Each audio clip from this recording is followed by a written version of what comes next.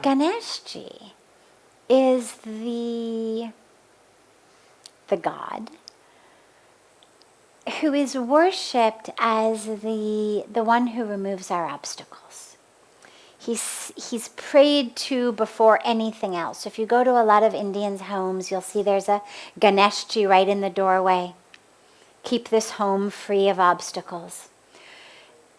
If we're going to embark on a new job, a new career, a marriage, any new endeavor, a new home, a new office, we have Ganesh Puja.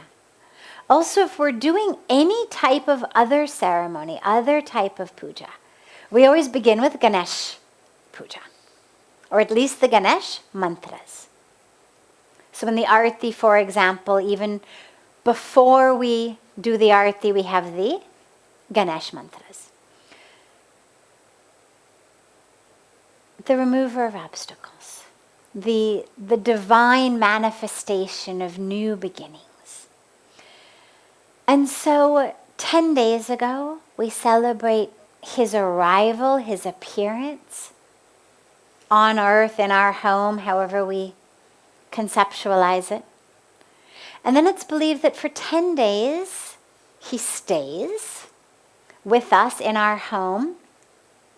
All over India, 10 days ago, people made homemade Ganesh Murtis. And then it's believed that after 10 days, he leaves. And on that day, they take those murtis, hopefully made of nothing but organic clay,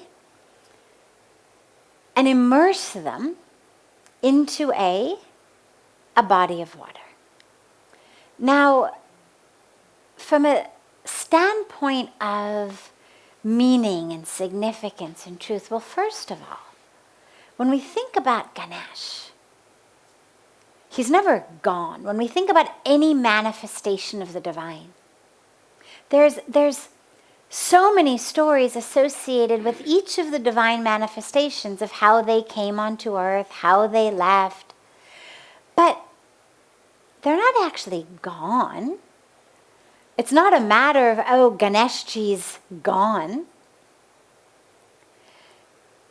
That divine blessing, that divine presence, regardless of whether we're talking about Lord Krishna, Lord Ram, Lord Shiva, Hanuman, I mean, any of the Divine Mother, any of the divine manifestations who came onto earth in form and had a certain period of time that they were here on earth, and then they no longer were here on earth in form. But God is with us. God doesn't go anywhere, clearly. Otherwise it wouldn't be God. And so when we talk about all of the different manifestations, it's really important to realize that what we're looking at is an energy of auspiciousness. So when we talk, for example, about the Trinity of Brahma as the creator and Vishnu as the sustainer, and therefore the incarnations of Vishnu as Lord Krishna, Lord Ram, all of the incarnations of Vishnu, and then Lord Shiva as the destroyer or dissolver. We're talking about different energies. It's not that there's 3 gods or dozens of gods or tens of thousands of gods. It's an energy of creation, an energy of sustenance, and an energy of dissolution. You look at nature, for example. Look at a tree. So a tree has beautiful green leaves that come out. Maybe that tree gives us apples. You can call that the energy of creation. For a while, those green leaves and apples live there, provide oxygen, provide water, provide nourishment, depending on the type of tree, to humans, to animals. We'll call that the energy of sustenance. And then, come October, November time in most parts of the world, those green leaves turn yellow and brown. And they fall to the earth. No more apples. Winter comes. So we'll call that an energy of disillusion. But here's what's beautiful about it. Those leaves that have been, quote unquote, destroyed, fall to the earth. They're covered with snow. They become the fertile soil in which the seeds, the blossoms of springtime, come. So it's a cycle. It's not linear. It's not a beginning, a middle, and an end. It's an energy of creation, an energy of sustenance, an energy of dissolution. Cycles of nature. And so when we're speaking about any of the divine manifestations, when we talk about Lord Ganesh, that presence of auspiciousness, that presence of remover of obstacles, of new beginnings, that presence is always here.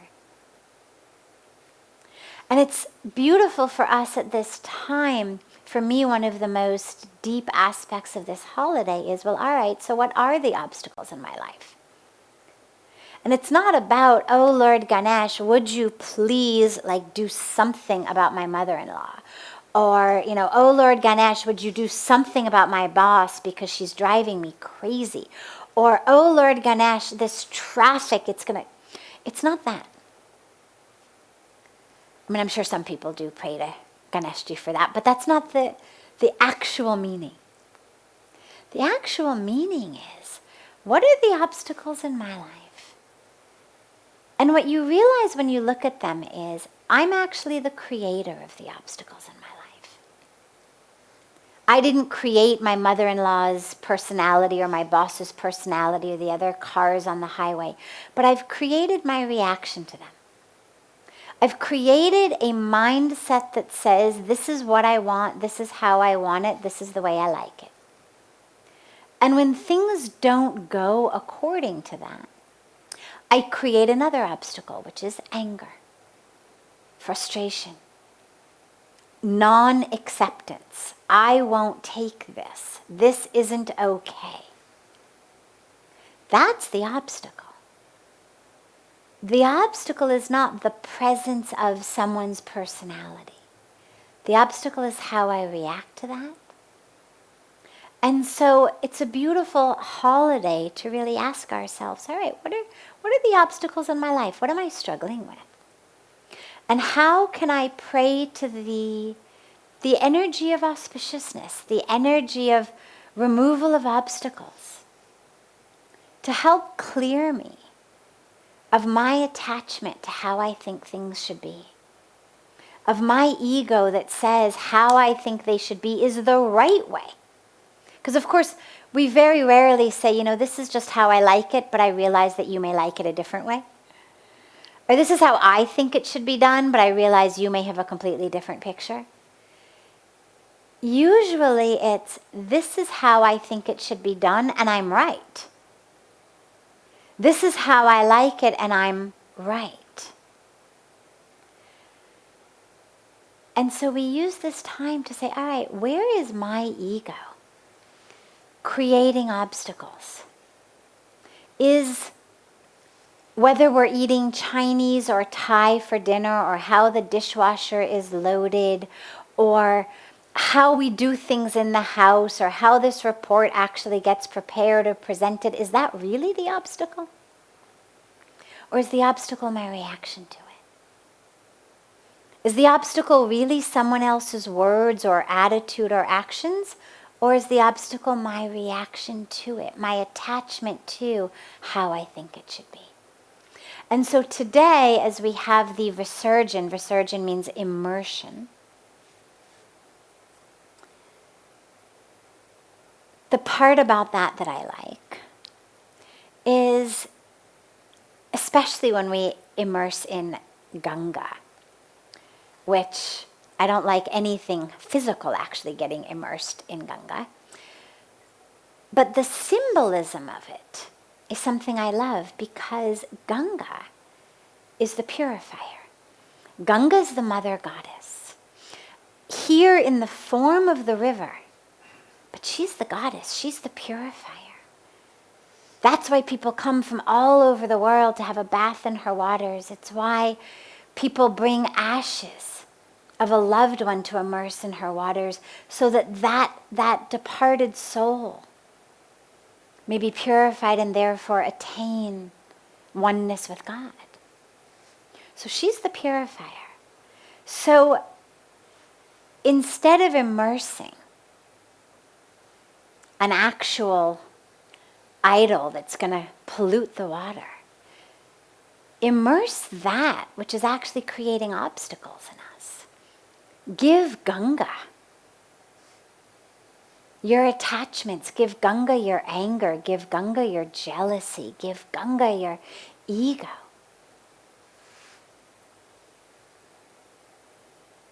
She can take it, and that doesn't pollute her. Pollutes us. It's an interesting irony. It sits in us, it pollutes us, but she can take it and it doesn't pollute her at all. And we become free.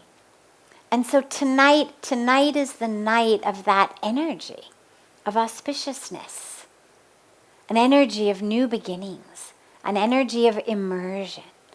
And so ask yourself, what is it I need to immerse? What is it I need to be free of? What is it I'm holding on to? Some identity from the past, some drama, some story I tell myself about who I am and what life is and how it should be and the type of person I am. All those stories,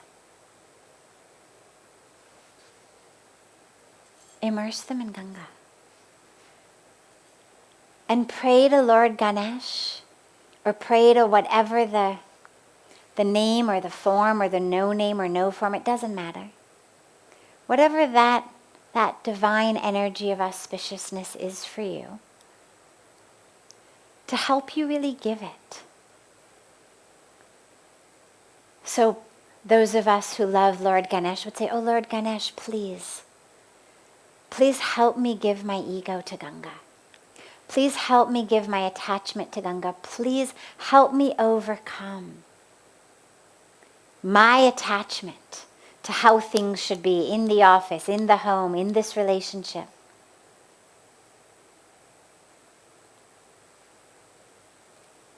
Help me remove that obstacle. And then we're so blessed because all over the world people are celebrating Ganesh Visurgin today. But only a handful of us are blessed enough to be on the banks of Ganga. And so we've got this double blessing of the energy of auspiciousness, the energy of immersion, and actually being on the banks of the river, who is the purifier.